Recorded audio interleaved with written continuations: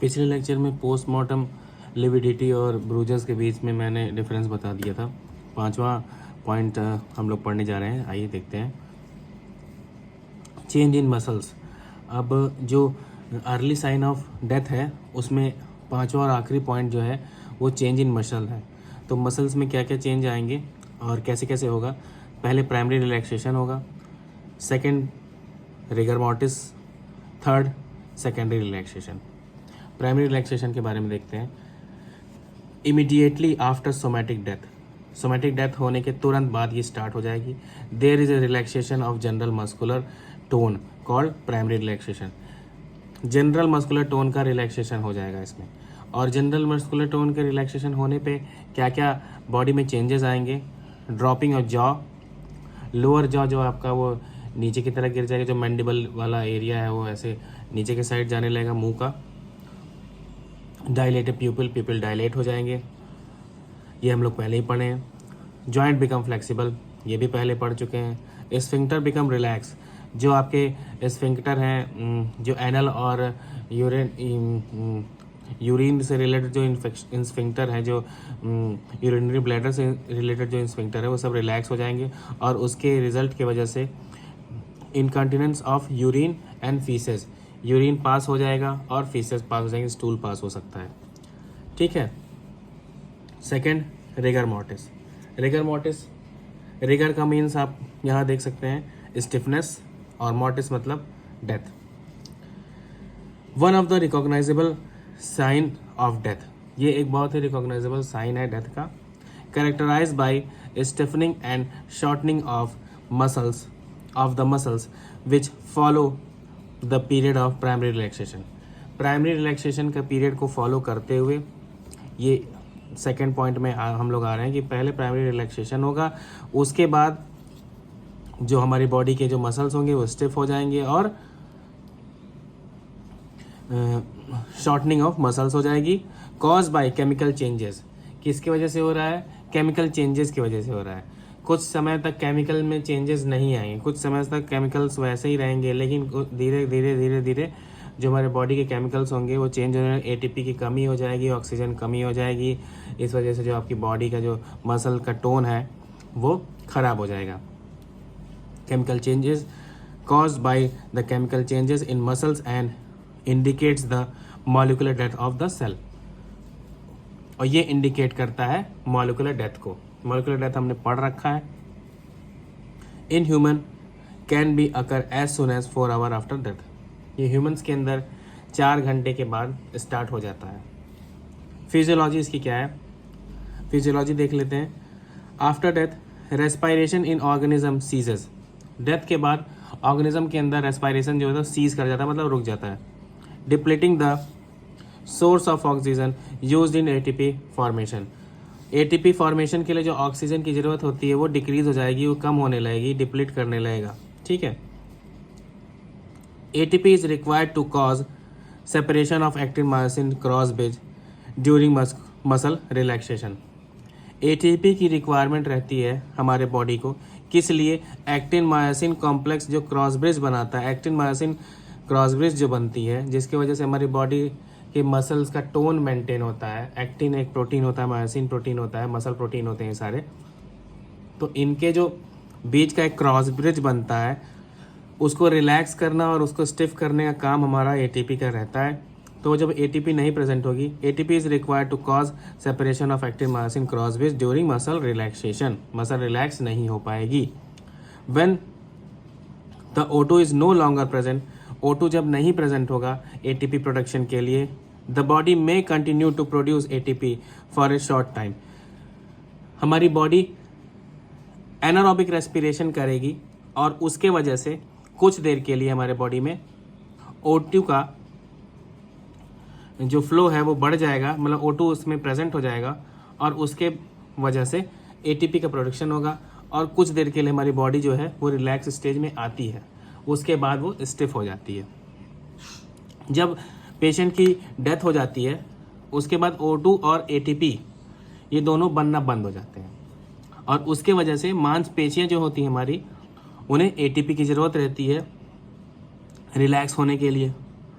और जब बिना एटीपी के जब उनके अंदर एटीपी नहीं पाया जाएगा, जब एटीपी नहीं होगा तो वो रिलैक्स नहीं हो पाएंगे और स्टिफ हो जाएंगी। शुरुआती दौर में एनारोबिक मेटाबॉलिज्म के वजह से कुछ देर तक उनको एटीपी मिलता है। उसके बाद जब ग्लाइकोजन भी हमारे बॉडी से ख़त्म हो जाता है, जब ग्लाइकोजन बनना बंद हो जाता है, तब वो दोबारा से बॉडी स्टिफ कर जाती है, क्योंकि एनारोबिक रेस्पिरेशन के लिए ग्लाइकोजन का बहुत बड़ा रोल है। और उसके बाद जब बॉडी हमारी स्टिफ होती है तो परमानेंट स्टिफनेस उसमें आ जाती है। ये डायग्राम मैं आपको थोड़ा सा दिखा दे रहा हूँ, मैंने बनाया है। देखिए ये जो ये पूरा है एक्टिन मायोसिन क्रॉस ब्रिज है, ठीक है। ये एक्टिन प्रोटीन है, मायोसिन प्रोटीन है, ये बीच में मायोसिन प्रोटीन, ऐसे किनारे किनारे एक्टिन प्रोटीन है, ब्लू वाले ये मायोसिन प्रोटीन है।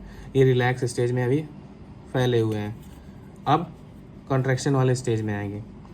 तो एक्टिन आगे खींच जाएगा, मायोसिन अंदर बीच में ऐसे दब जाएगा, दोनों साइड में, मतलब अंदर की तरफ चले जाएंगे। पहले ऐसे रहते हैं, फिर उसके बाद ऐसे आ जाते हैं, ऐसे आ जाएंगे, निकले रहते हैं, फिर ऐसे आके जुड़ जाते हैं। तो ये कॉन्ट्रैक्शन हो जाता है, जो मसल होती है स्टिफ हो जाती है, ये रिलैक्स हो जाती है। इसके लिए एटीपी की ज़रूरत पड़ती है, रिलैक्सेशन के लिए, कॉन्ट्रैक्शन के लिए, रिलैक्सेशन के लिए, कॉन्ट्रैक्शन के लिए एटीपी की ज़रूरत पड़ती है। एटीपी अगर प्रेजेंट होता है मसल रिलैक्स होगी, एटीपी अगर एब्सेंट हो जाएगा तो मसल कॉन्ट्रैक्ट हो जाएगी। ये छोटा सा डायग्राम था, मैंने समझाने के लिए बनाया था, आप लोग भी इसे बना लीजिएगा। अब factor affecting rigor mortis, age हो गया, टेम्परेचर, इन्वायरमेंटल टेम्परेचर हो गया, बेल्ट हो गया। सिंपल सी बात है, एज को रिलेटेड होगा। रिगर मॉर्टिस डज नॉट अगर इन फीटस लेस देन 7 मंथ, 7 महीने से कम का बच्चा है, अगर उसकी डेथ हो गई है तो उसमें नहीं होता है rigor mortis. Develop in early age, develops early in old age, old age में जल्दी हो जाता है। Then adults. Environmental temperature, delay in cold, accelerator in heat. Built in case of healthy muscle, duration is long and onset is slow. Duration long हो जाता है, onset slow हो जाता है। हेल्दी मसल्स, जो हेल्दी पेशेंट होते हैं उनके अंदर, हेल्दी क्या कहते, वो जो आपका कोई हेल्दी पर्सन है उसके अंदर। मेडिकल लीगल इंपॉर्टेंस क्या है? रिलायबल साइन ऑफ डेथ है, help to estimate time since death, help to know position of body at the time of death. Same वैसे ही सारी चीज़ें हैं। कैडावरिक स्पाज्म, ये रेयर कंडीशन होती है, इसका कोई मतलब नहीं होता रिगर मॉर्टिस, ये हो जाएगी तुरंत। It is a rare form of muscle stiffness that occur by stiffing of muscle immediately after death, death के तुरंत बाद हो जाती है, without being preceded by the stage of primary relaxation. Primary relaxation की जरूरत नहीं है, ये तुरंत हो जाएगी, प्राइमरी रिलैक्सेशन से पहले ही। रिगर मॉर्टिस हुआ उसी के बाद हो जाएगी, मे बी उसके पहले हो जाए, तुरंत बॉडी अकड़ जाएगी। कुछ कंडीशंस हैं जो कैडावरिक स्पाज्म में कॉमन देखी जाती हैं। Somatic death occur with extreme rapidly, अगर सोमैटिक डेथ जो है उसकी बहुत तेज़ी से अगर हुई है तो person must be state of great emotional tension, कोई बहुत ज़्यादा उसको टेंशन है, बहुत मतलब कि किसी वजह से बहुत ज़्यादा परेशान है हेल्थ को लेकर, अरे अपने घर वालों को लेकर इमोशनली बहुत परेशान है, कोई उसका पैसा वैसा चोरी हो गया, मतलब कुछ ऐसा इमोशनल बहुत ज़्यादा उसके ऊपर ट्रॉमा हो गया हो, तो उस कंडीशन में देखी जाती है। मतलब जब हम लोग ने किताबों में जब जो चीज़ें लिखी हुई हैं उस हिसाब से जब रिसर्च हुआ है तो उसमें यही देखा गया है कि कोई इमोशनल स्ट्रेस बहुत ज़्यादा है, तब भी इस कंडीशन में ये कैडावरिक स्पाज्म मिला है। Muscle must be in physical activity eight the time, मतलब कि जिम जा रहा है कोई, जिम के अंदर किसी की अगर डेथ हुई है तो मे बी वहाँ पे पॉसिबिलिटी है कैडावरिक स्पाज्म होने की। मेडिकल लीगल एस्पेक्ट इसका देखा जाए, मेडिकल लीगल एस्पेक्ट में क्या है? The weapon of offence in case of suicide can be seen grabs in his hand, हाथ में उसके जो ऑफेंस हुआ है, तो अगर कोई बंदूक चलाया है, वो बंदूक चलाया है तो उसके हाथ में बंदूक वहाँ पे ऐसे, उसका हाथ ऐसे अकड़ जाएगा तो बंदूक उसी में फंसी हुई दिख जाती है। अगर due to assault if the person dies due to assault की वजह से मारा, अगर मार पीटी हुई है, उसके हाथापाई किया गया है, तो उसके क्लोथ, उसका बाल, बटन एक्सेट्रा असाइलेंट में भी seen firmly grabs in the hands. Assailant जो If the person dies due to assault, then some parts of clothing, hair, button, etc. of the assailant may be seen firmly grasped in the hand. जो व्यक्ति मारा है उसका बाल, उसका कपड़ा, button जो व्यक्ति मरा है उसके हाथ में मिल सकता है, ये हम लोग देखते हैं। Cadaveric spasm help in indicating the mode of death.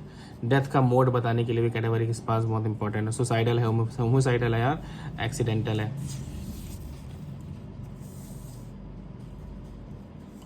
Rigour mortis और कैटाबरिक स्पाज्म में जो डिफरेंस है वो देख लेते हैं। Developed with in 1 to 2 hour after that, 1 से 2 घंटा बाद स्टार्ट हो जाता है, तुरंत स्टार्ट हो जाता है। कैटाबरिक स्पाज्म तुरंत हो जाता है। ब्रेकडाउन ऑफ एटीपी की वजह से होता है, इसका कोई नोन रीज़न नहीं है। सभी बॉडी के वॉलेंट्री और इनवॉलेंट्री मसल इन्वॉल्व होते हैं। सेलेक्टेड इनवॉलेंट्री और वॉलेंट्री मसल इन्वॉल्व होते हैं। सभी प्रकार की डेथ में दिखता है, रेयर केस ऑफ डेथ में देखा जाता है। एसिडिक मसल रिफ्लेक्स होता है, रिएक्शन होती है, यहाँ पे अल्कलाइन मसल रिएक्शन होती है।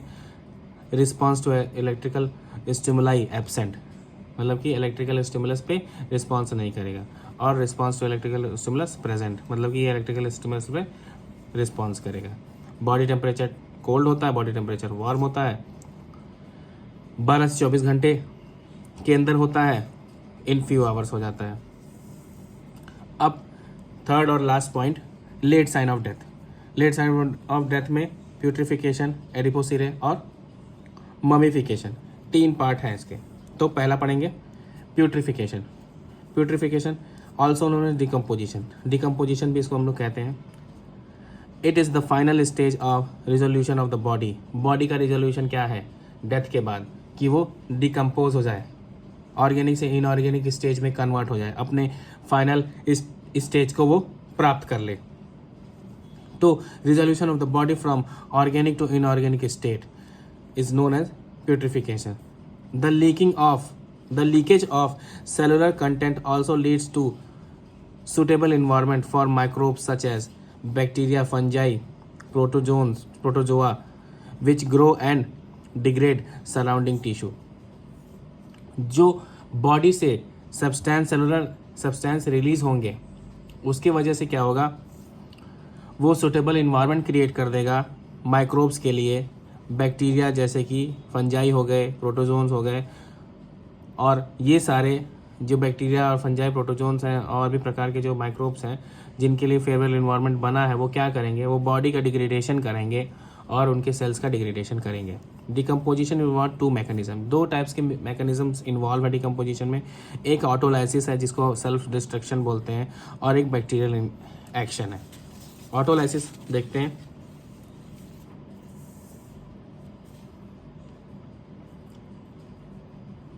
Autolysis, self-destruction. It is the process that occurs due to leaking of hydrolytic cellular enzyme from cell after death. Death के बाद सेल्स के अंदर से हाइड्रोलाइटिक एंजाइम्स रिलीज होंगे और वो हाइड्रोलाइटिक एंजाइम्स खुद के सेल्स को धीरे धीरे अंदर ही गलाना शुरू कर देंगे, डिस्ट्रक्शन शुरू कर देंगे, तो वो ऑटोलाइसिस में काउंट होगा। These changes are more prominent in pancreas and other organs with high concentration of cellular enzymes. उन ऑर्गन्स में ज़्यादा देखा गया है जहाँ पे कंसंट्रेशन सेलुलर एंजाइम का ज़्यादा होता है, जैसे कि पैनक्रिया हो गया। ठीक है। बैक्टीरियल एक्शन में a large variety of enzymes is produced by bacteria act on fat, protein and carbohydrate. Both aerobic and anaerobic bacteria are the responsible for this process. जो इसमें बैक्टीरियल एक्शन की बात हो रही है वो क्या हो रही है कि बैक्टीरिया जो है कई तरीके के रिलीज होते हैं हमारे बॉडी के इधर उधर इर्द गिर्द, जो कि फैट, प्रोटीन और कार्बोहाइड्रेट को डिसॉल्व कर सकते हैं। All the large variety of enzyme is produced by bacteria act on fat, protein and carbohydrate. बहुत सारे कार्बोहाइड्रेट, फैट और प्रोटीन को डिजोल्व करने वाले एंजाइम रिलीज होते हैं बैक्टीरिया के थ्रू, और ये बैक्टीरिया जो होते हैं एरोबिक और एनारोबिक दोनों टाइप के बैक्टीरिया होते हैं, और यही रिस्पॉन्सिबल होते हैं बैक्टीरियल एक्शन के लिए। दिस मेक्स सच चेंजेस, ये कौन कौन से चेंजेस क्रिएट कर देते हैं बैक्टीरिया हमारे बॉडी में? कलर बॉडी का चेंज हो जाएगा, डेवलपमेंट ऑफ फाउल स्मेल, महक सड़न वाली स्मेल आने लगेगी, और अपीयरेंस ऑफ मैगॉट, बड़े बड़े कीड़े पड़ जाएंगे शरीर में। अब एडिपोज सिरे, एडिपोज मतलब फैट होता है, सिरे मतलब हो गया आपका वैक्स।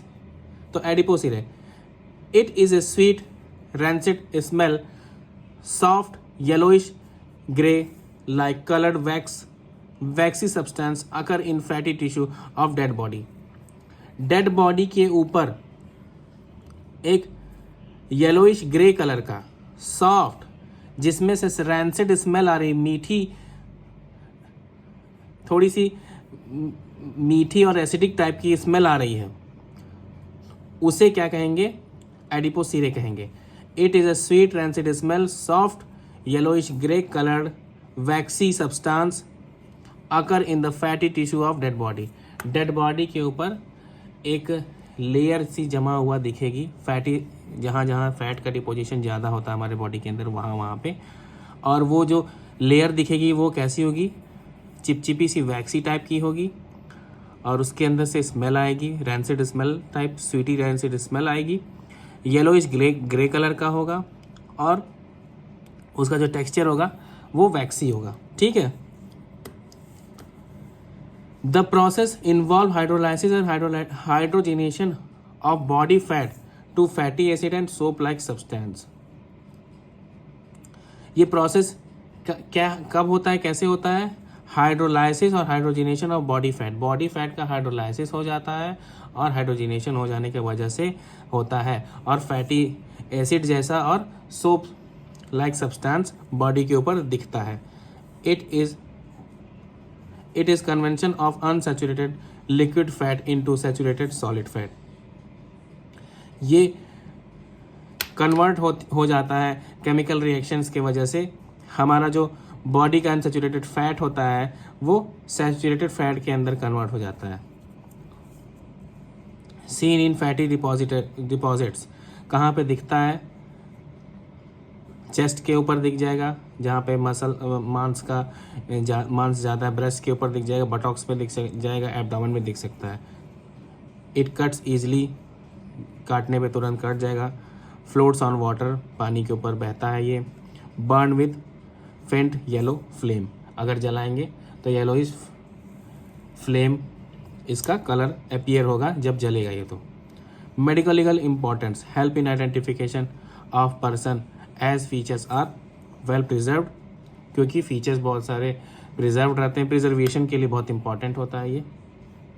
अभी मैं आगे इसका वो बना कर रखा हूँ एक चार्ट, तो वो भी पढ़ा देते हैं अभी, इसी में नेक्स्ट पॉइंट है। Helps known the cause of death, give idea about time since death. वही सेम बात है कि टाइम बताने के लिए, कॉज ऑफ डेथ बताने के लिए, और पर्सन को आइडेंटिफाई करने के लिए होता है ये। Mummification, it is the modification of decomposition, dry decomposition. It is the rapid dehydration and shriveling of the dead body from evaporation of water with preservation of natural appearance features of body. Body गर्म जगहों पे अगर body है और वहाँ पे body सूख जा रही है, सूखने की वजह से उसका वाटर लॉस हो जा रहा है, वाटर लॉस होने की वजह से ये ड्राई डिकम्पोजिशन क्रिएट होता है। It result extreme dryness of tissue की एक्सट्रीम ड्राइनेस हो जाती है। It occurs when body is in hot और ड्राई इन्वायरमेंट। हॉट और ड्राई इन्वायरमेंट में बॉडी अगर आपको मरी हुई मिली या कोई किसी का डेथ हुआ वो वहीं पड़ा रह गया डेजर्ट एरिया में, तो उसके अंदर ममिफिकेशन बहुत तेज़ी से आएगा। Medico legal importance, help in identification of person as the feature is well preserved, help in known cause of death, give idea about since death. Same. अब देखिए इसमें दोनों का मैंने कंपैरिजन बता दिया, बहुत आसानी से दोनों अब समझ में आ जाएंगे। Conversion of body fat into a waxy soap like substance, body fat का कन्वर्जन हो जाना वैक्सी सोप लाइक सब्सटेंस में।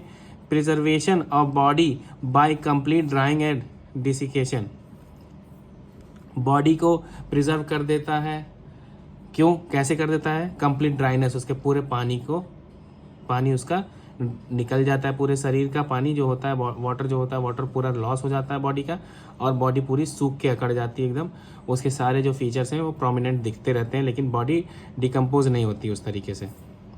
सॉफ्ट ग्रीसी येलोइश ग्रे वैक्सी रैंसिड स्मेल प्रेजेंट होती है, ड्राई होता है, ये हार्ड होता है, लेदरी होता है, और सिवरेट बॉडी होती है। इसके अंदर क्या होता है कि रिंकल्स प्रेजेंट हो जाते हैं, ड्राइनेस आ जाती है, और संकन स्किन सूख जाती है, सिकुड़ जाती है, ड्राइनेस आ जाती है। श्रिवेल्ड का मतलब होता है ड्राइनेस आ जाना, रिंकल शो करना होना, और सूख जाना, मतलब कि संकन बॉडी दिखेगी, ठीक है। हाइड्रोलाइसिस प्लस हाइड्रोजिनेशन प्रेजेंट होता है, इसमें डिहाइड्रेशन होता है। Fat to fatty acid and soap formation होता है, इसमें loss of water from tissue होता है। फैटी एरिया कहाँ पे ये पाया जाता है, cheeks, breast, buttocks, thighs, abdomen, whole body surface और स्किन एंड टिश्यूज में पाया जाता है। तो ये आपका डेथ मैंने पूरा पढ़ा दिया है, और कोई भी डाउट हो तो आप मुझसे पूछ सकते हैं मैसेज पे।